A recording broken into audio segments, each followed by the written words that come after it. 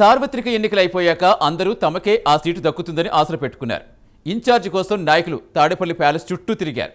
ఇటీవలే పార్టీ నుంచి వచ్చిన ప్రకటన చూస్తే కొందరైతే షాక్ అయ్యారు. అసెంబ్లీకి సమన్వయకర్తగా ఎవరిని నియమించారు? ఇన్ఛార్జ్ పదవి ఆశించి భంగపడ్డ నేతలు ఏం చేయబోతున్నారు?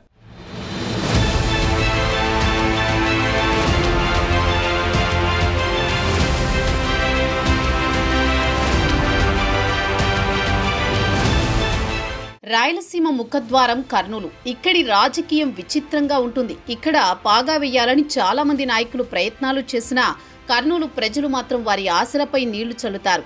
కర్నూలు అసెంబ్లీ ఏర్పడిన నాటి నుంచి ఒక్కరు తప్ప మరెవరూ 2 సార్లు వరుసగా ఎమ్మెల్యేగా గెలవలేదు. దివంగత రాంభూపాల్ చౌదరి ఒక్కరే వరుసగా 2 సార్లు కర్నూలు ఎమ్మెల్యేగా గెలిచారు.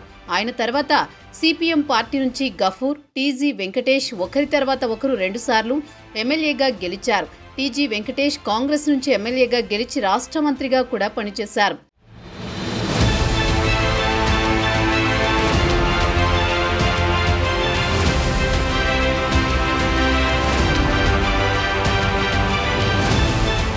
కర్నూలు అసెంబ్లీ స్థానాన్ని కాంగ్రెస్ పార్టీ 4 సార్లు గెలవగా 3 సార్లు టీడీపీ కైవసం చేసుకుంది. రాష్ట్ర విభజన తర్వాత కాంగ్రెస్ పార్టీ తుడిచిపెట్టుకుపోవడంతో వైసీపీ తెరపైకి వచ్చింది. 2014, 2019 మధ్య ఎన్నికల్లో వైసీపీ అభ్యర్థులు ఎమ్మెల్యేగా గెలిచారు. 2014లో ఎస్వి మోహన్ రెడ్డి, 2019లో హఫీజ్ ఖాన్ వైసీపీ తరపున ఎమ్మెల్యేలుగా గెలిచారు.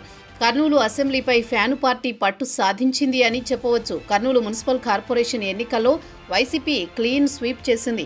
52 వార్డుల్లో 46 సీట్లు గెలుచుకోగా కేవలం 6 సీట్లకే టీడీపీ పరిమితమైంది.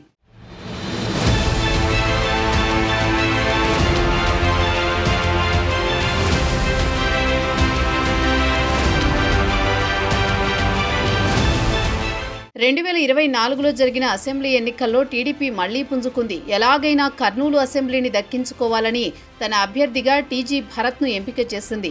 అటు వైసీపీలో అభ్యర్థి ఎవరో తెలియకపోవడంతో టీజీ భరత్ గెలుపు సునాయాసమైంది. మంచి పట్టున్న కర్నూలు అసెంబ్లీపై వైసీపీ అధినేత వైఎస్ జగన్ ఫోకస్ పెట్టలేదని చెప్తారు. చివరి వరకు అభ్యర్థిని మార్చుకుంటూ రావడంతో కర్నూలు అసెంబ్లీ జారిపోయింది. మొదట హఫీజ్ ఖాన్కు మళ్లీ సీటు ఇస్తారని, మరోసారి మాజీ ఎమ్మెల్యే ఎస్వి మోహన్ రెడ్డికి ఇస్తారని ప్రచారం జరిగింది. కానీ వైఎస్ జగన్ వారి అంచనాలను తలకిందులు చేశారు. కలెక్టర్గా పనిచేస్తున్న ఇంతియాజ్ను కర్నూలు వైసీపీ అభ్యర్థిగా ప్రకటించారు.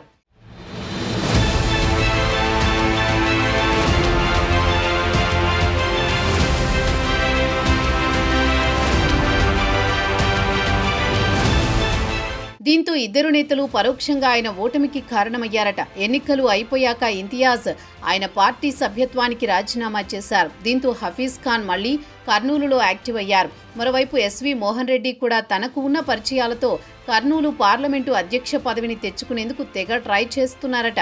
అలాగే కర్నూలుపై పట్టు నిలుపుకునేందుకు తన ప్రయత్నాలు చేస్తున్నారు.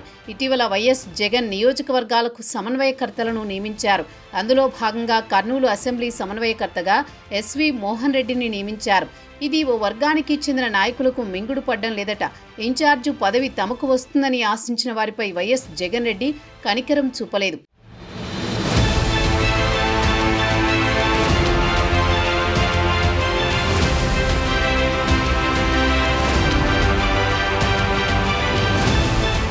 కర్నూలు అసెంబ్లీలో అత్యధికంగా మైనార్టీలు ఉంటారు. వారి ఓటు బ్యాంకుపైనే ఇక్కడ రాజకీయం జరుగుతుంది. అయితే వైఎస్ జగన్ అందరినీ ఆశ్చర్యపరుస్తూ మాజీ ఎమ్మెల్యే, ప్రస్తుత జిల్లా అధ్యక్షుడు ఎస్వి మోహన్ రెడ్డికి అసెంబ్లీ సమన్వయకర్తగా అదనపు బాధ్యతలు అప్పగించారు. దీంతో హఫీజ్ ఖాన్ను పక్కన పెట్టారనే ప్రచారం నియోజకవర్గంలో హోరెత్తుతోంది.